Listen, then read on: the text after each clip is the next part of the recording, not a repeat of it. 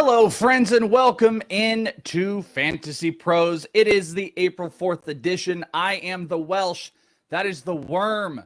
And we have got stuff for you, my friends. Welcome in. This is brought to you by PrizePicks and Corbin, Carrol, and my bad home run calls. This is everything that's going on. Mr. Ryan Wormley, can you even believe yesterday? Yeah, my jaw hit the floor on that Soto home run. I cannot believe this streak you are on. It is incredible. It is literally jaw-dropping. I cannot wait to see what the coin decides for us today, because I guarantee I'm just going to take the other side, which apparently a lot of people did in the contest on Discord. Yeah, our boy Mike Mayer sent a thing out, and he said, here are all the people that literally faded Welsh to Soto. And it was a list. It was quite a list. It's incredible. The streak goes on where I have a feeling about a player, but I have a secondary feeling. And the coin makes the decision. This coin, which, by the way, kind of think we should get some custom coin. I think we might need to talk to the uppers, Ryan, to get Fantasy Pros to get me a custom Fantasy Pros coin that we start using, then we could start selling them. It'd be great. It's a great marketing tool that is a complete fade of me. But the irony of it, though, is the coin makes the decision, because the first two, this is 3 straight days, by the way. The first two, it was, here's the guy I want, here's my head, here's my heart. Coin says go with your head. It went to the heart. Yesterday with Juan Soto was my head. Oh no, Cruz is my heart. The coin said go there, and we faded again. And my DMs or my mentions blew up in there. So we'll see what has to happen. I feel like we're gonna need like a 30 for 30 on this coin saga eventually. The twists and turns, the timing of when you finally decide to go against the. I mean, it's just it's really astounding stuff. It is. It's incredible across the board. So we're excited to get to you to all the stuff and things. So, Mr. Wormley, I will tell you, if you can monitor the chat at all, I apparently cannot see it. I cannot see everything. I had the wackiest computer thing happen before we started up, so I'm flying a little bit more blind here. Shocker with how this week has gone with all the technical stuff. But I'm very excited to talk about all the baseball. And you know, I am ecstatic, because the other thing why people probably want to avoid coming on today, Wormley, is because of Corbin Carrol with a 3-hit night last night. I think he had a stolen base opportunity that got taken away by a hit that was going in there.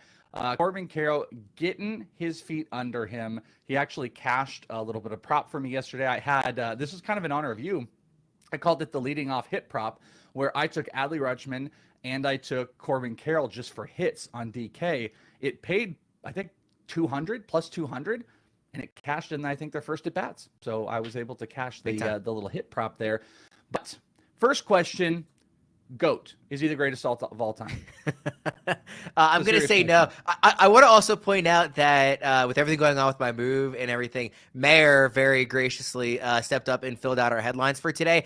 And Mike Mayer chose violence, because this very first headline with you and me on the show together is who is the better prospect. Who would you take between Corbin Carrol and Gunnar Henderson? I hate to actually ruin it. That was me. I actually did that. Oh, that was you. Mayer, I was up very late. Mayer had a different headline. I swooped in. Wow. I put in Corbin Carrol, and then I wanted to ask that exact question, because part of it is this as well. I don't know if people are ready for this or care. Prospect eligibility is about gone. Gunnar's going to lose it today if he plays, assuming he plays. He's done. He will no longer have prospect eligibility. If you guys are wondering, that's 130 at bats, 50 innings pitched, or sometimes there is days on the roster thing that goes on with it. But he's going to exhaust his prospect eligibility. And I think Corbin is right behind him. He might lose it today or Wednesday. Thursday. I'm sorry, because I will be at opening day for the Diamondbacks on Thursday. They're off on Wednesday. So he'll lose it in the next couple of days. So my question is, Gunnar Henderson got off to a slow start. You know what, to be fair, Corbin Carrol kind of got off to a slow start. He hasn't been hitting close in the lineup, but they both hit their first homers of the season yesterday. So I ask you, with all the hype and the excitement around Corbin Carrol, but your guy who you picked, you slammed your home run call yesterday. What say you?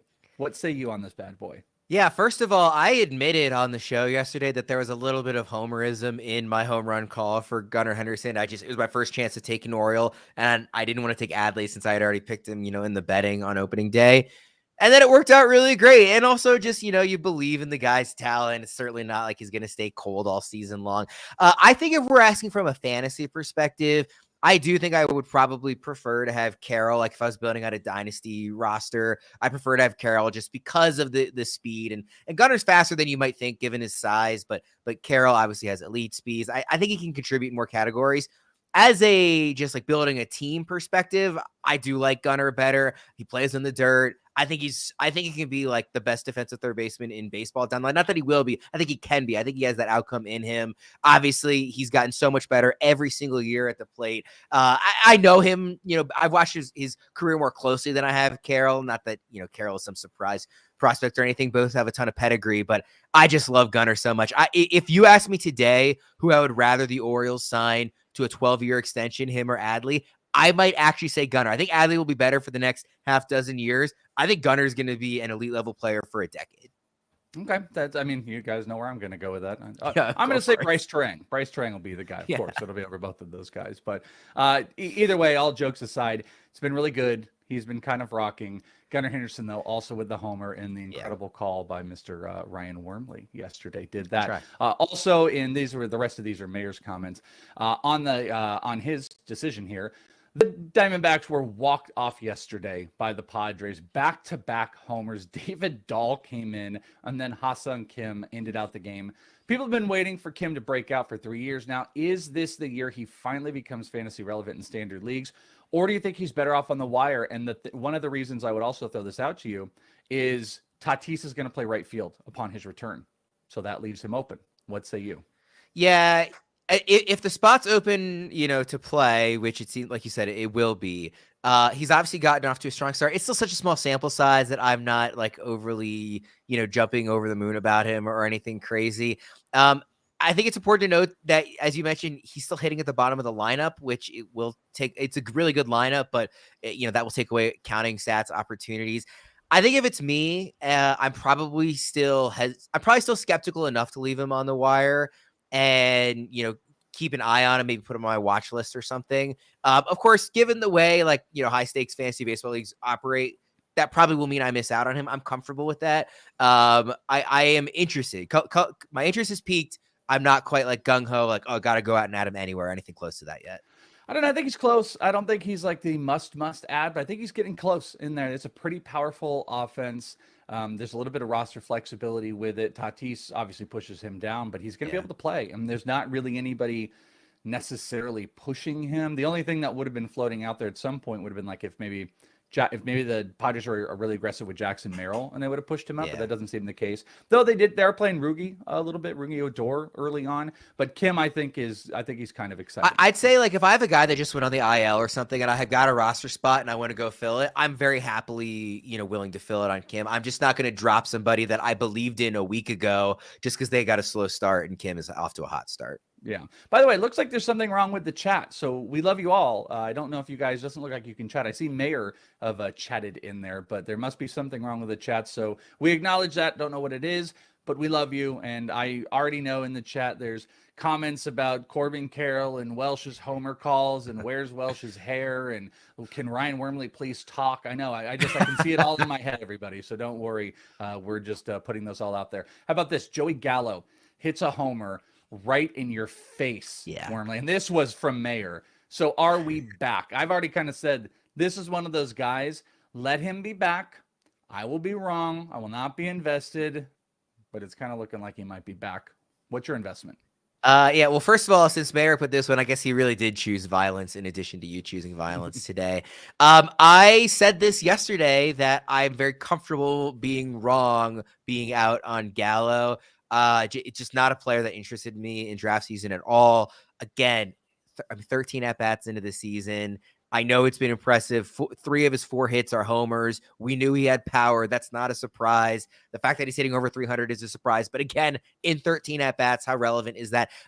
I will stick with sort of my stance from yesterday, which is very willing to be wrong. I am not back in on him. If he keeps hitting home runs, congratulations to whoever picked him up instead of me. It just won't be me. Agreed. That's a testament. I say the same thing. Thanks, but no thanks. How about one final one on the headlines here? Brice Turang goes 2 for 3 with a grand slam and a stolen base. He's now batting 500, 2 stolen bases, 3 walks, the big old Grandy. Do you think Brice Turang is a must own right now? Who I don't know if I would phrase it as a must own, but he is somebody I'm much more interested in. I would very much like to be picking him up wherever I can, or trading for him in deeper leagues where he might already be rostered, anything like that. This one to me is the more legitimate. I think he could be a very major contributor the rest of the season. He is also hitting towards the end of the lineup. I think he's hit 9th, 8th, and 8th in the 3 games he started. So that is a little bit of a concern just in terms of, again, the counting stat stuff. But I think he's a good player. He has the prospect pedigree. Obviously, the grand slam is really nice to see. He's had a couple of really good games in a row. That he is somebody, especially at a position where chances are you might need somebody there. I quite like him, and I would really like to be rostering him in as many places as I can, because I think the upside rest of the season is pretty high. All right, let's talk about some stats, and I want everybody to know I'm about to fix the chat. I see where the chat is, and I'm about to fix it. So we're going to go through stats here. Actually, why don't you give us some of the run through some of the injury stuff here, and I'm going to fix the chat for everybody. We will run through some injuries here. Max Fried to the 15-day IL. We talked about that last week when he got hurt on opening day. That is retroactive to April 1st. He's got the left hamstring strain. Miguel Vargas day-to-day with some thumb soreness. Joey Wendell scratched on Monday due to oblique soreness. Patrick Wisdom, x-rays negative after being hit by a pitch on the wrist. And I see I'm getting the thumbs up here from Welsh. I'll let you take the rest. Oh, yeah, no, just big deal. Just, not all heroes wear cape is all what I'm trying to say here. Sometimes the heroes mess things up. It's actually similar to you come in, you blow down a building, and you save everybody. That was kind of me. That was my fault from earlier setup here, but I did fix it. So I will still take credit for the fix. Where did you leave off on the injuries? I'll just go through the rest, actually. Max Kepler left Monday with right knee soreness. Johnny Cueto removed due to right biceps tightness. Kyle Bradish, watching this one was hurtful for me, left in the second inning Monday after being hit in the ankle by a line drive. I had him in my DFS lineup, so that was doubly painful for me, although Tyler Wells, great job coming in relief. Tony Gonsolin facing live hitters on Wednesday. Thinks he'll need 4 rehab starts before he's ready to return to the Dodgers. Frankie Montas transferred to the 60-day IL. Brandon Lau returns to the Rays lineup on Monday. Lars Nootbaar remained out of the lineup on Monday. And Liam Hendriks announced Monday that he's starting his final round of chemotherapy. So obviously we're thinking about him, and best of luck there. Anything, aside from on the field, hoping for the best there. Yeah, he was interesting. I saw him doing a documentary with the White Sox when I was at a camp, and he was throwing, and I thought that was really telling of where we are. And he announced that, he's doing his last round, and they're still holding out hopes. And as we will do the same, we will hold out all of the same hopes for Liam Hendriks, just because also great guy and great to see it all. Hey, guess what? You're thinking, Welsh, I couldn't make comments. What am I going to do? Well, now that you can win a 1-year premium upgrade to FantasyPros, where you can get all the custom advice, premium content. When in-season's going on, there's mock drafts. You can manage all your teams. It's the best. Get in on all of the Discord and everything. You want to do it, subscribe, comment, which you can do now, and you can have an opportunity to win. As well, you should go download the My Playbook app.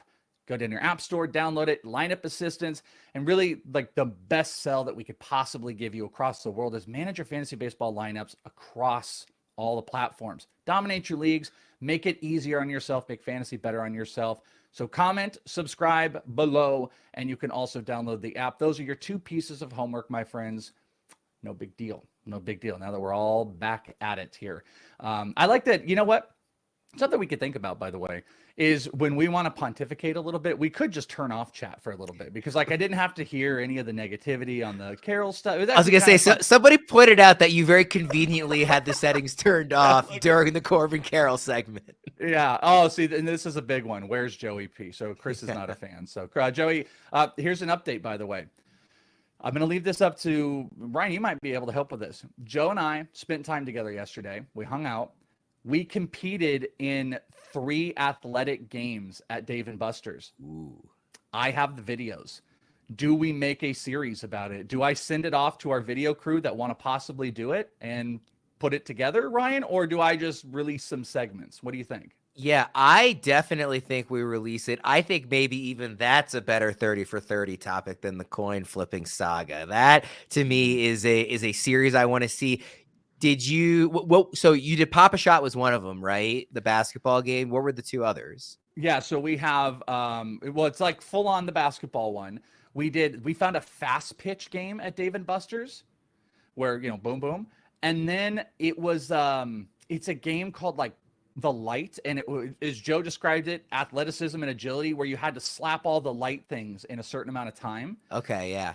And those were the three that we competed in, and I've got all the video down and everything set. So well, again, we can make a movie out of it. It would be very exciting if you beat him in all three, because I beat him in the football throwing accuracy contest at the Fantasy Pros team trip earlier this year.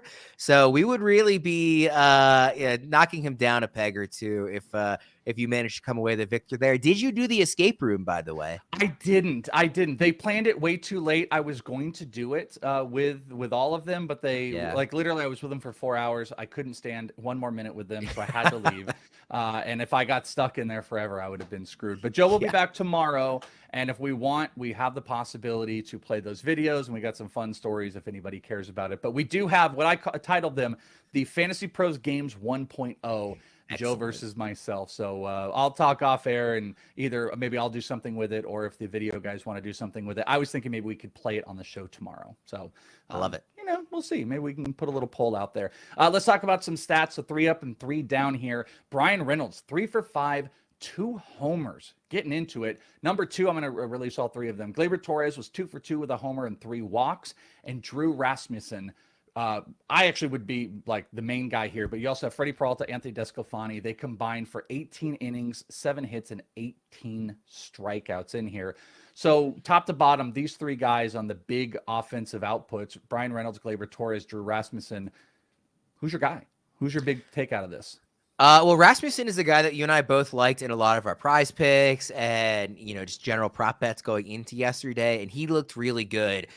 He's somebody that and I said this yesterday, if you guaranteed me that the Rays were going to not restrict his innings at all and just basically let him pitch as deep into games as he can, he's a guy I would have been a lot higher on in the offseason. And I thought there was a chance they were going to do that. They talked about it like they were going to do that more, but seeing him, get to go 6 innings and 7 strikeouts, just an impressive outing from him individually. To me, he's the guy who I think his value of all the names we just read could rise the most throughout the course of the season if they continue to let him go deeper into games. And also just quickly on Brian Reynolds, just good to see him playing well, having a nice day. Obviously, 2 homers there. He's somebody that a lot of people were like, well, if he wasn't on the Pirates, I might like him more. He could still contribute very, happily to your fantasy team. So he's somebody that I do have in a lot of places as well.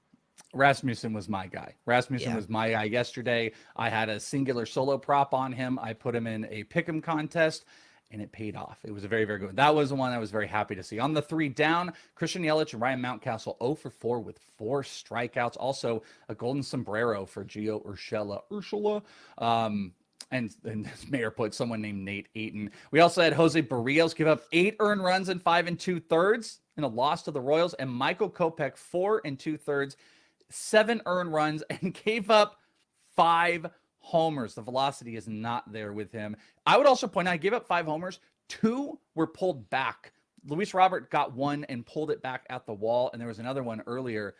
It's not good. Who's your biggest worry out of these stat guys?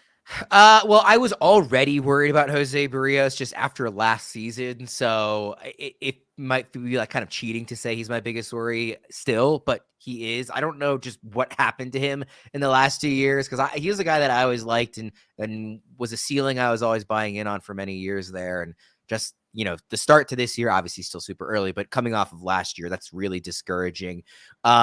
Christian Yelich has looked like bad. I mean, over 4 strikeouts is obviously bad. He's somebody that I was really excited about just in terms of the rules changes, maybe helping him, limiting the shift, a guy who hits the ball hard, but on the ground a lot, guy who has speed, in his repertoire with the stolen base potential. So it's been a really disappointing start for him as well.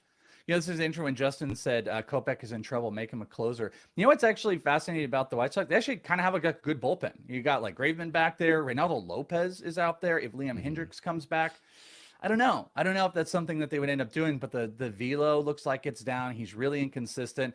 I think Kopech might be cooked. I really do. I think he might be cooked. And there's a lot of bad warning signs on Jose Barrios as well. I'm less worried about Mountcastle, even also Yelich on the hitter side, but the two pitchers I'm worried about. I really am, especially Jose Barrios. That's not a pretty one whatsoever. Friends, let's go and take a look and build a little prize picks. You guys can use the promo code leading off if you guys want to get a match up to $100. Promo code leading off. PrizePicks, the easiest and fastest way to play daily fantasy sports. You pick your overs, your unders on player props and win up to 25 times your money. Promo code leading off. Do it today. You guys can play along with us. And Mr. Wormley, we have been one off since close. You and I have been together. Every single time we're one off. Mine yesterday was brutal because I was 0.5 on the fantasy score off from O'Neal Cruz. If I had got my homer, we would have cashed. He hit a double, which was, I think, worth 5 points, and I needed 6.5. He didn't. He was like 1 for 5 or 1 for 6. I was so close to it. Was not able to pull it down. I think we both might have had Rasmussen in that lineup here. Yeah. But let's talk about prize picks. So why don't you build your prize picks for everybody, what you're playing today? Yeah, I'll go sort of the ones I feel least good about to the one I like the most. So George Springer, more than 1.5 total bases. This is just, I think he's good, and I just, I don't even know if there's a ton of analysis with something like that. He's just a good player. 2 total bases, not a hard number to get. He's a guy I like to sprinkle in there. Randy Arozarena going up against the Nationals, 1.5 hits plus runs plus RBI. I'm going that he will get more there. And then the one I really like, Shane Bieber plus Framber Valdez, 13.5 strikeouts. I'm going more. I really like Framber today. He will be the pitcher I highlight in the DFS segment of the show. Him plus Shane Bieber, I think getting 14 strikeouts will easily happen. Also, not facing the toughest competition for either of those pitchers. So that's one I really like. And I wanted to do one. I've done a lot of just picking individual players. I wanted to pick one today that was a combo of 2 guys. That was the easy choice for me. I really like that one. I told you off air, like I put mine together late at night last night. And when I saw yours, I was like, dang, I kind of like that play. So that might be something I might throw in there because I was tempted with Valdez as well. Getting that little secondary side. There was also one, Valdez and Luis Castillo at 14 strikeouts you could pair together. Yes. I don't know. I do like Luis Castillo, and I wouldn't put it past him to put 9 up on the board today, and that lowers the bar, but you need an average of 7 between them, and I'm not sure I trust Valdez that much, so that's why I like yours. I like your price pick play together. What I'm putting together today, little bit going easier. I've got Aaron Judge at 1.5 hits, run, and RBI. So I like Aaron Judge today in a lot of different spots. Ian Happ hitting, I think it's going to be hitting 3, and all lineups have not dropped yet, but Ian Happ, 7.5 on the fantasy score. That is one I absolutely like. I like the matchup overall. And my last one, Corbin Carrol, right there. Corbin Carrol. It's essentially a hit prop. It's total bases, and it's 1. It's 0.5. So he just has to get 1 hit. He actually has a history with you, Darvish. I think he's hitting 600. So he's seen him before. This is coming off a 3-hit performance. It's not a lefty.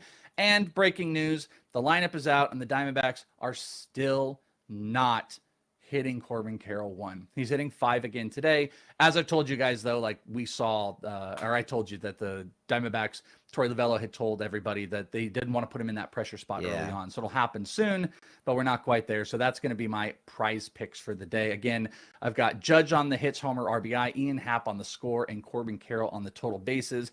How about some best bets? I actually went 3-1 yesterday. And if you guys want, over at Betting Pros, you can actually track. And I'm tracking not every single thing because I don't think they have like parlayed stuff. And I'm kind of playing some parlay, like, hit and K props and stuff like that, playing around with. So not every single thing, but my solo bets I am putting up there, and you guys can track them if you would like. So 3-1 yesterday, but Worm, let's see what you got for your best bets.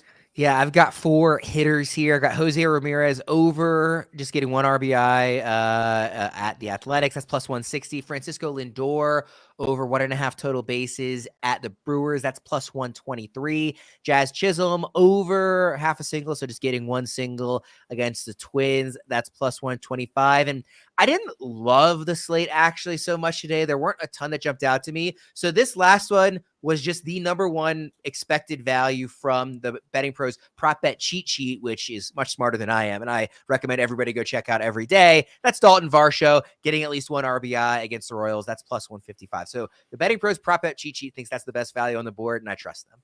My favorite thing to do as well is go and filter on the prop cheat sheet, and then I'll filter like to plus 100 to 200s.